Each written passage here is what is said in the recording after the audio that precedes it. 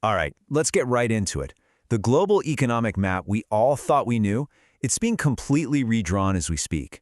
By 2026, the world's top 10 economies are going to look different, and they'll be playing by a whole new set of rules. We're going to break down who's on top, who's on the rise, and most importantly, why. So if you want to get a handle on this new era, there's one big idea that's driving, well, pretty much everything. It's this concept called strategic decoupling. You know, for decades, the name of the game was globalization. More connections, more trade, bring everyone closer. Well, that era is over. Now it's all about building economic fortresses. The major powers are splitting up into these rival blocs, and the focus is on making things themselves and trusting their close allies way more than the rivals. This isn't just a phase, It's the new playbook for how the world works. Which, of course, leads to the million-dollar question, right? In a world that's actively pulling itself apart, who's got the strategy, who's got the resources, and who's got the momentum to really come out on top? Let's find out.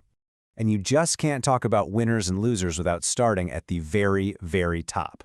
The entire global landscape is being shaped by this intense rivalry between the two biggest players. They're locked in what is basically a new kind of Cold War, one that's not fought with missiles, but with microchips. So at number one, with a projected economy of nearly $32 trillion, we have the United States. Now, its dominance is anchored in these absolute titans of industry: finance, tech, healthcare, aerospace, you name it. But its real power, its ace in the hole, lies in a totally unique advantage that shapes the entire global financial system. Now this is where it gets really interesting, because this slide breaks down two completely different game plans. The US plays its ace card, this exorbitant privilege, the fact that the US dollar is the world's go-to currency. It's a massive lever of power. On the other side, holding down that number two spot, is China. It's building its own fortress with a strategy of state-led integration, basically trying to become its own self-sufficient economic universe. And just look at their goals. It's a head-on collision. The US wants to stay king of the hill in AI, while China is laser-focused on one thing: breaking the US monopoly on those super-advanced chips that power, well, everything. So, with the two giants duking it out, how are the other established powers, the traditional G7 nations, managing to hold their ground? Well, it turns out each one has its own unique kind of signature move that they're using to stay in the top 10. Kicking things off in this group, at number 3 is Germany. Its secret weapon isn't some handful of giant corporations. It's something called the Mittelstand. Just imagine this huge network of hyper-specialized, often family-owned engineering companies. They're the undisputed world leaders in their own very specific niche, and together they form this incredibly powerful and stable engine for German exports. Okay, next up at number 5, we've got Japan. Now, you might hear a lot about its slow domestic growth, but that totally misses the real story of its global power. Japan's playbook is all about capital density. Think of it like this. Japan is one of the world's biggest bankers. It has massive investments in companies and infrastructure all over the globe, and that gives it incredible influence and a steady stream of income that goes far beyond its own borders. Holding strong at number 6, the United Kingdom is playing to its historic strength. I mean, despite everything with Brexit, London's status as a global financial hub is just unshakable. It's basically the crossroads where all the global money, banking, and financial tech meet up, second only to New York.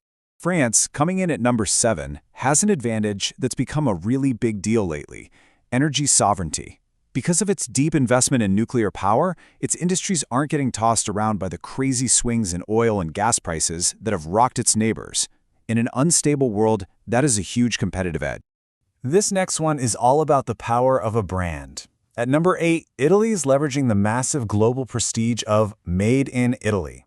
From high fashion to super advanced machinery, that label screams quality. And that lets Italy command premium prices and fuel a really powerful export economy. Number 9 is Russia, and its economy is running on a totally different model: resource autarky. And what that means is, basically, Russia has just about every critical raw material you can think of right under its own feet. This self-sufficiency is what's allowed it to weather sanctions and completely pivot its trade away from the West and toward the East.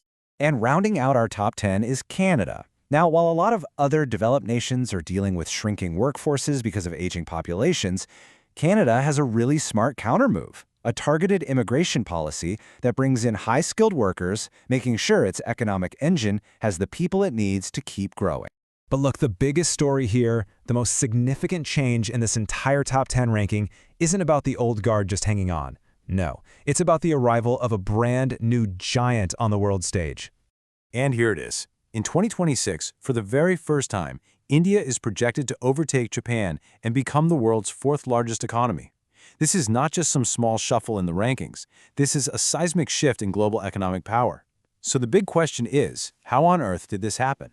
Well, it really boils down to two huge factors that are driving this incredible rise.